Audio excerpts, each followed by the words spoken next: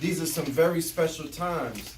And in these times that we find ourselves in, we find ourselves as the center points in these times. Very interestingly enough.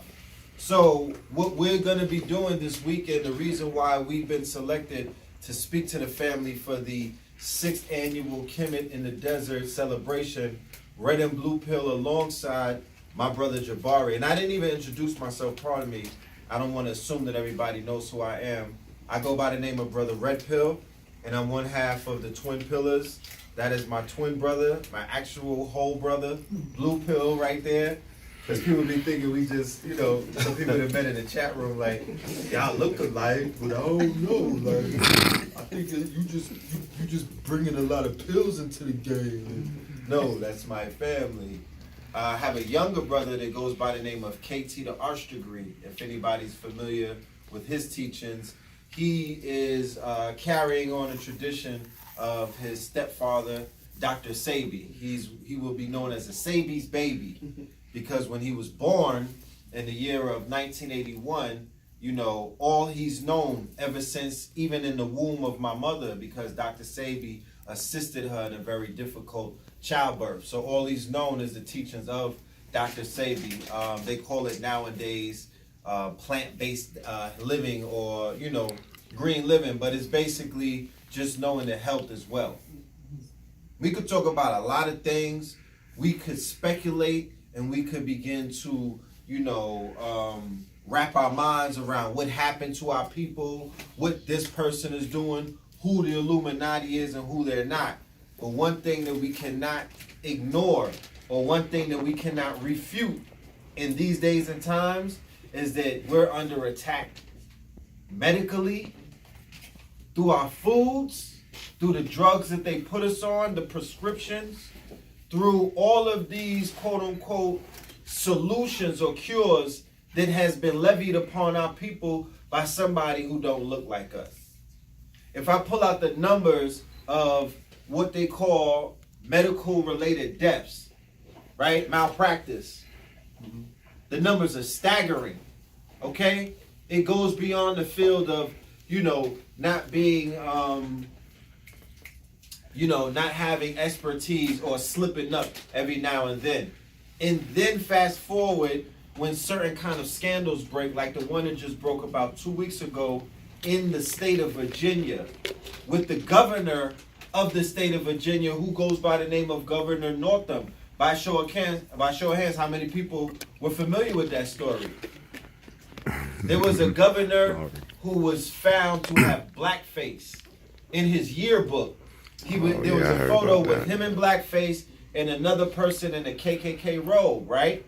So we're not gonna get all emotional about something that took place, but we're gonna point out some of the facts that go right over the heads of our people. He flatly denied it. First, he accepted blame for it, but then he hired what everybody in Hollywood and in other places in politics, Juicy. What's his name? Justice Smollett. They hire the PR team, right? Public relations, crisis management, Olivia Pope, spin doctors, people who could come in and spin a story when you get jammed up, right? And you want to spin the story, you start hiring. You don't even get your lawyer. Now you jump and get a PR person. So he got the PR person, and the PR person said, no, you know what we're going to do? We're just going to say that you never looked in your yearbook. That's not you in those two pictures. You never looked inside of your yearbook after it came out. You didn't even know about those pictures. It only got brought to your attention when people made a big fuss about it. That's what he told the people. Right. But the college that he was graduating from was a medical college. I say all of that to say that in the year of 1980, this was the year of his yearbook, inside of the military medical college, they said that the yearbook was rampant with blackface. The name of the lecture that we're going to be doing tomorrow at the theater is called Blueprint 322.2, the prelude to, it's a classic lecture that we did 10 years ago about hip-hop from a metaphysical occult standpoint, and we're on a 10-year review of it. but this is the prelude to it. It's called From Black Faces to Blue Faces, the journey of the American Negro. You know what I'm saying? And it's you know, it's very important to have that conversation in Las Vegas. You understand? Las Vegas is a magical place. Las Vegas is a magical land. Las Vegas is a treasure bowl of riches. But it appears that everybody's not welcome to put their hand in that cookie jar. Everyone is not reaping from that particular Everyone harvest. is not reaping from Or their harvest. Right. This land right here that we're all standing on, this land was involved in all kind of stories about untold wealth that people who look like me and you were in possession of. Remember, there were gold rushes in Texas, California, Vegas. You have the stories of Santa Fe, right? The mountains that surround this land were said to have gold in them. Not just gold, the precious metals. Not just the precious metals, the precious stones. Do you know right down the highway in Tucson, Arizona, on a yearly basis, they have what is known as a gem show? Largest in the country. The largest in the country, right? When we talk about gems, for people who are indigenous to this land and for people who can trace back their ancestry to the land of the Americas, North America, South America, the Caribbeans, and Central America. Not only do you have rights to that history, but you have rights to the land in which your ancestors come from.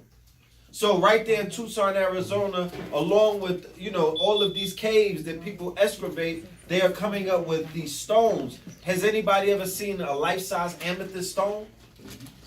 Do you know how much that retails for? $30,000, $40,000. So a lot of people who don't look like us, right, have mastered monetizing our resources and selling our culture back to us. And then convincing us that we don't have any kind of say whatsoever in said culture. Okay? That's what this whole thing with the Gucci blackface, that's not the only thing that it's showing us. But if if anyone was to really look at it with a fine-tooth comb and peel back the layers, you could see that there's a conversation being taken place about the consumer slave and the mind state of the consumer slave versus the what? Versus the manufacturer, versus the producer. And like I said, it's important to talk about that in Las Vegas because this state alone is the home of the convention. All of the bags run through your state. Everything. I met the mother of my son at the Magic Convention in 2003. Okay? I learned how I got the testicular fortitude and the backbone to start a business based off of being an attendee at the Magic Convention in the year 2003. If not for that, I would not be standing in front of you talking to you today. That is something that I know for a fact. So I started a clothing line, right, to basically, you know, transition from what people know as street life. Because although I was receiving the information and although I was considered to be a student of master teachers, I didn't have a purpose. I was still in limbo because I was affected by a lot of the things that the people from our generation are being affected by. Lack of self-esteem. We've been lied to ever since they started teaching us. And they continue to do it to this day until you try your best to stop them and then they get aggressive with you. Because they say if you shame the devil, what? They get upset. Right. But the truth doesn't owe any apology. So, you know. And, you know, these are the places, especially in the West, where they would beat their truth into people. They had what was called as missions.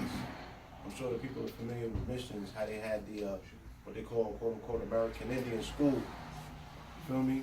And it's the same way that they have in the Caribbean, with the Catholic schools. Yeah, with the rulers. With the rulers. The nuns will beat you. And the taskmasters. So they're, you know, they weren't giving the people the opportunity to synchronize their truth. They beat their truths into you. And when their truth no longer work for them, now they have alternative realities. But they're like, God damn it, they got a whole president that's telling you, it's true because I said so. You feel me? Oh, you don't think so? I'm gonna shut down government. I'm gonna do this, I'm gonna do that. So it's almost like you're being the bully, you know, you're being bullied into belief. And you know, these conversations and what we've been able to accomplish, you know, almost going on 2 decades, has been the ability to allow people the visual perception to see things totally different, freeing them from that matrix. And somewhat of, like I was explaining it in the call to the sister earlier, this is not where our particular engulfing flame of a fire began, but the flicking of the match that ultimately goes into the fire, which starts the bonfire. It started here in Los Angeles, in Las Vegas, in the year 2000. You know what I'm saying? We left here on the trip and went to go see Dr. Sabi and my mother in Los Angeles. We trekked across the desert. It was the first time that I had been in such a spatial place where my mind was able to just expand and see nothing but land. And then it's 100 degrees in the valley, but the snow caps is right there. So you like, I gotta reframe my perception, because when you grow up in the city, you know, this might be a dust bowl, but we grew up in a fish bowl. It's different. It's a controlled environment. It's Truman Show. You know what I'm saying? The nature scenes are not real. Everything is a Hollywood. You know, they built Central Park. You know, the way that they initially constructed the city in the beginning was to center it on commerce. New York City was strictly built for business. Just like they, you know, built out these aspects of the strip. When they brought life into the city, they brought it for commercial reasons. You know what I'm saying? To hide money and to make money out of thin air. And that's all of these casinos represented, and banks. For the underworld, which is a very important part of the economic engine in this country. Because nothing runs in this country without an underworld, you know, without the underworld being the impetus to get these particular engines started. Foundation. What they call organized crime